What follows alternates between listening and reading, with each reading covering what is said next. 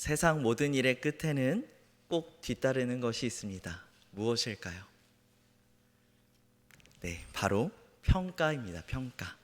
학생들은 학기가 끝나면 이제 중간고사와 기말고사를 통해서 이제 그동안 공부했던 것에 대한 평가를 받죠.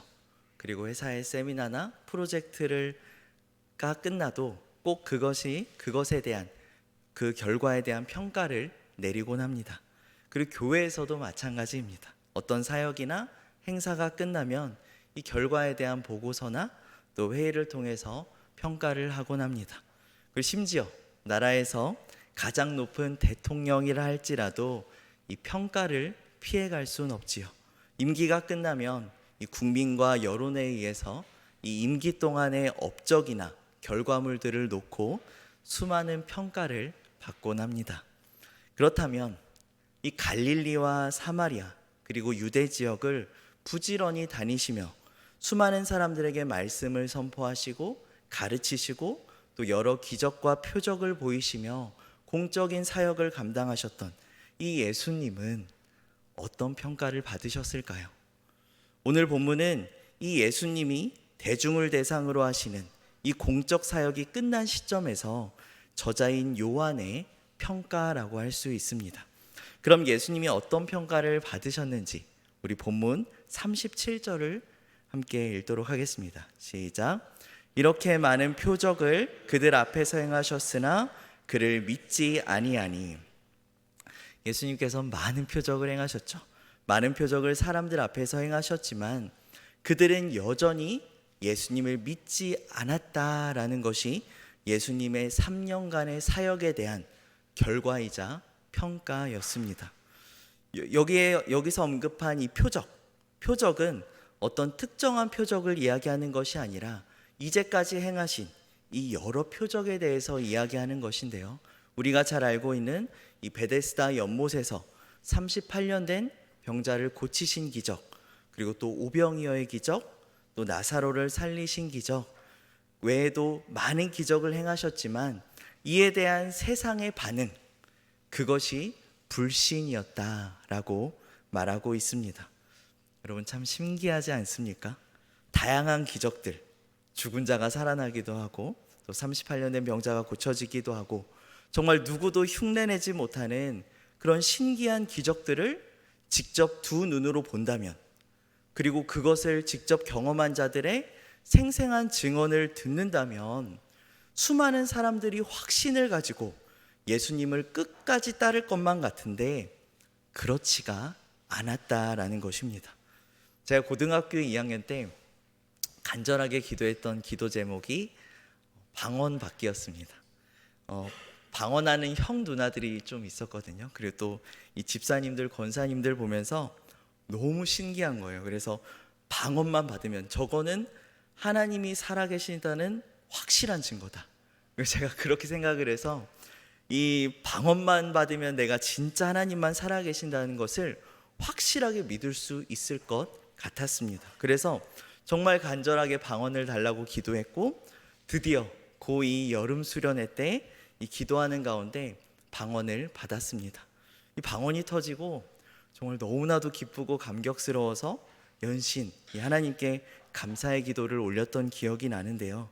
그리고 그렇게 놀라운 기적을 경험하면 이제 다시는 내 믿음이 흔들릴 일이 없겠다고 생각했던 저에게 그 기적을 경험한 기쁨과 감격, 또 하나님의 살아계심에 대한 그 확신과 믿음은 생각보다 그리 오래가지 않았습니다. 다시 일상으로 돌아가서 조금 시간이 흐르니까 이 방언을 받기 전과 후의 삶이 크게 달라지지 않더라고요. 그리고 기도를 안 하니까 심지어 방언이 나오지 않았습니다. 방언을 어떻게 하는지도 까먹어 버렸습니다. 그래서 저는 또다시 하나님의 살아계심을 의심했고 이제는 주님, 방언보다 더 확실한 기적을 저한테 보여주시면 제가 하나님의 살아계심을 이제 더 이상은 의심하지 않을 것 같습니다 라고 고백했던 기억이 납니다. 이처럼 여러분들 많은 사람들은 지금도 신비로운 체험, 기적, 신유 이러한 것에 주목하고 그것을 보기를 직접 체험하기를 원합니다. 그리고 그것이 흔들리지 않는 믿음을 보장한다고 생각을 합니다. 예수님 당시에도 이 유대인들은 눈에 보이는 표적을 통해서 믿으려 하였습니다. 마태복음 12장 38절을 보면은 서기관과 바리새인이 예수님께 나와서 표적을 구하는 것을 볼 수 있습니다. 예수님은 이렇게 표적을 구하는 세대에게 뭐라고 하셨습니까? 굉장히 강한 표현으로 이 악하고 음란한 세대라고 하시며 책망하셨습니다. 예수님은 왜 이렇게 강하게 그들을 책망하신 것일까요? 바로 바리새인들은 외적인 현상만을 구했기 때문입니다. 그들 안에는 이 내적인 회개가 없었습니다. 그래서 예수님은 이 내적인 회개가 사라진 세대에 경고하기 위해서 강하게 책망하신 것이죠. 이 표적을 행하시는 하나님이 아니라 표적 자체가 목적이 될 때에 우리는 잠시 잠깐 그것으로 기뻐하고 또 감격할 수 있지만, 그리고 또 그것으로 인해서 믿음이 견고해지는 것 같지만 그것만으로는 결코 오래 믿음이 지속될 수 없다라는 것입니다. 기적을 통해서 주시는 그 하나님의 메시지, 하나님의 뜻과 목적을 깨닫고 회개하지 않는다면 그것은 단순한 기적, 그 이상도 그 이하도 아닌 게 되는 것입니다. 오병이어 현장에서 놀라운 기적을 체험했던 그 수만 명이 되는 사람들이 한 끼 배불리 먹고서 다 예수님을 떠나갔던 것처럼 말이죠. 이처럼 유대인들은 예수님께서 행하신 모든 표적들을 듣고 보고 경험하기도 했지만 예수님을 믿으려 하지 않았다라는 것입니다. 이미 많은 표적들을 보고 들었지만 계속해서 다른 표적을 보여달라고만 했지 표적을 통해서 회개하고 돌이킨 자가 없었다라는 것입니다. 여러분, 사실 예수님이 요즘 시대, 지금 시대에 만약에 사역하셨다면 성공한 목회자라는 평가를 하는 사람이 그리 많지 않을 것 같습니다. 왜요? 12명의 제자에서 시작한 그 목회가 해마다 몇 배씩 늘어나지 않았기 때문이죠. 예수님은 찾아오는 무리를 불쌍히 여기고 그들과 함께 하셨지만 오히려 마지막 시간이 다가올수록 제자의 수를 늘리는 데 집중하기보단 어디에 집중했나요? 12제자에 더 집중하셨습니다. 하지만 그들조차 우리가 잘 아는 것처럼 예수님께서 체포되시고 고난을 받으시던 그 순간 두려움에 사로잡혀서 예수님을 모두 떠나 도망갔죠. 예수님의 수제자라고 불린 베드로는 심지어 예수님을 3번 부인하기까지 했습니다. 여러분들, 결과가 이렇다면, 이 공적 사역의 마지막이 이렇다면 여러분들 예수님의 공적 사역에 대한 평가를 여러분들이라면 어떻게 내리시겠습니까? 세상 사람의 눈으로 평가한다면 예수님의 사역을 성공이라고 내리시겠습니까? 실패라고 내리시겠습니까? 실패라고 내리지 않겠습니까? 그러나 요한은, 오늘 본문을 보니까 요한은 예수님의 사역을 실패라고 말하지 않습니다. 오히려 예수님의 사역이, 예수님이 이사야의 예언을 성취하셨다라고 평가하고 있습니다. 우리 함께 38절부터 41절, 조금 길지만 함께 한 목소리로 읽도록 하겠습니다. 시작. 이는 선지자 이사야의 말씀을 이루려 하심이라. 이르되 주여 우리에게서 들은 바를 누가 믿었으며 주의 팔이 누구에게 나타났나이까 하였더라. 그들이 능히 믿지 못한 것은 이 때문이니 곧 이사야가 다시 일렀으되 그들의 눈을 멀게 하시고 그들의 마음을 완고하게 하셨으니 이는 그들로 하여금 눈으로 보고 마음으로 깨닫고 돌이켜 내게 고침을 받지 못하게 하려 함이라 하였음이더라. 이사야가 이렇게 말한 것은 주의 영광을 보고 주를 가리켜 말한 것이라. 이사야 53장 1절의 예언대로 예수님은 하나님의 말씀을 전하셨으며 그 권능을 행하셨지만 이사야 6장 10절의 말씀대로, 예언대로 그들은 눈이 멀고 마음이 완고해서 깨닫지 못했습니다. 여러분들, 이런 결과가 나온 이유는 예수님이 제대로 가르치지 못하셨기 때문이 아니고 표적을 덜 행하셨기 때문도 아니라는 것입니다. 예수님은 더 많은 무리가 따라오도록 얼마든지 그들이 원하는 표적을 행하실 수 있었고, 그들이 듣기에 좋은 말을 하며 인기를 얻을 수도 있었지만 예수님은 우리가 잘 아는 것처럼 그렇게 하지 않으셨습니다. 예수님은 본문 41절의 말씀처럼 자신의 영광이 아닌 하나님의 영광을 드러내는 삶을 사셨기 때문에 하나님의 말씀보다 자신의 유익을 앞세우지 않은 것입니다. 그래서 요한복음 14장 11절에서 예수님은 이렇게 말씀하십니다. 내가 아버지 안에 거하고 아버지께서 내 안에 계심을 믿으라. 그렇지 못하겠거든 행하는 그 일로 말미암아 나를 믿으라. 예수님은 내가 아버지 안에 거하고 아버지가 내 안에 계시기 때문에 나를 본 자는 하나님 아버지를 본 것이다 라고 말씀하고 계십니다. 그리고 나를 보고도 믿지 못하겠다면 뭐를 보고 믿으라고 하십니까? 내가 하는 일을 보고 믿으라 라고 말씀하십니다. 여기서 그럼 그 일이란 무엇일까요? 내가 하는 그 일은 무엇일까요? 바로 예수님이 이 땅 가운데 살면서 하신 일, 즉 하나님을 드러내는 일입니다. 하나님의 영광을 나타내는 일이죠. 예수님은 이 땅에서 자기 마음대로 말씀하지 않으셨습니다. 보여주고 싶을 때 표적을 나타내지도 않으셨습니다. 오직 예수님은 아버지께 들은 대로 말씀하시고 하나님의 영광을 나타낼 때에만 표적을 보여주셨습니다. 한마디로 예수님은 이 땅에서 오직 하나님의 영광을 나타내는 일에 모든 삶을 드렸다라고 우리는 이야기할 수 있을 것입니다. 이렇게 오직 하나님의 영광이 그 삶의 목적이셨던 예수님의 삶에 대한 요한의 평가는 바로 이것이죠. 하나님께서 이미 오래전에 예언하신 대로 예수님을 통해 그 영광을 이루셨다라는 것입니다. 하나님의 영광을 온전히 드러낸 삶이라는 이 예수님의 평가와 다르게 상반된 평가가 내려진 사람들도 있었습니다. 그들은 바로 유대 지도자들이었고 성경에서는 그들을 예수님을 믿으나 드러내지 못하는 자들이라고 표현하고 있습니다. 우리 42절, 본문 42절을 함께 읽겠습니다. 시작. 그러나 관리 중에도 그를 믿는 자가 많되 바리새인들 때문에 드러나게 말하지 못하니 이는 출교를 당할까 두려워함이라. 아멘.